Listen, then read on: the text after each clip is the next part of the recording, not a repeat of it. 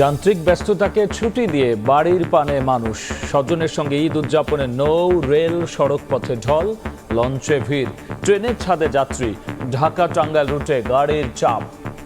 আসার পর থেকে দেখতেছি যে প্রচন্ড ভিড়। রিক্স হলো, কষ্ট করে হলো যাইতে হবে। যারা দাঁড়ায় আছে কনস্ট্যান্ট ওইখান থেকে নড়াচড়ার কোনো অবস্থা নাই। যত কষ্ট হোক আমরা দেশে যাবো। এই প্যারার মধ্যে আসলে একটা স্বস্তি আছে। নরমালি 1400 টাকা যায়, কিন্তু আমাদের কাছে ভাড়া নিয়েছে 1800 করে।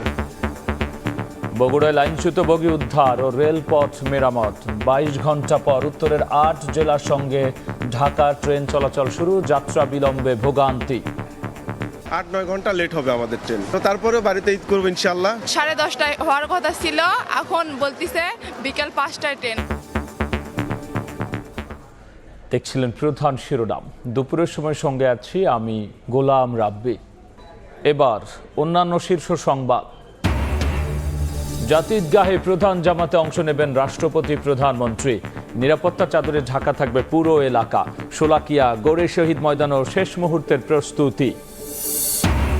স্থানীয় নির্বাচনে এককভাবে লড়তে চায় জামাত। চলতি মাসেই চূড়ান্ত হবে প্রাথমিক প্রার্থী তালিকা। প্রাধান্য পাবে পূর্ব অভিজ্ঞতা, নেতাকর্মীদের প্রস্তুতির নির্দেশ।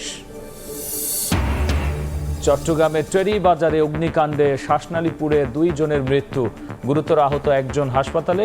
বের হওয়ার বিকল্প পথ না থাকাতেই প্রাণহানি, অভিযোগ স্বজনদের। মহান স্বাধীনতা ও জাতীয় দিবসে এবার থাকছে জমকালো কুচকাওয়াজ। জাতীয় প্যারেড গ্রাউন্ডে বিভিন্ন বাহিনীর মহড়া, চলছে মঞ্চ নির্মাণ ও সাজসজ্জার কাজ। মধ্যপ্রাচ্য সংঘাত রূপ নিচ্ছে জ্বালানি যুদ্ধে। গ্যাস ক্ষেত্রে হামলার প্রতিশোধে পাল্টা আক্রমণ ইরানের। এবার তেহরানে হামলার হুঁশিয়ারি সৌদি আরবের।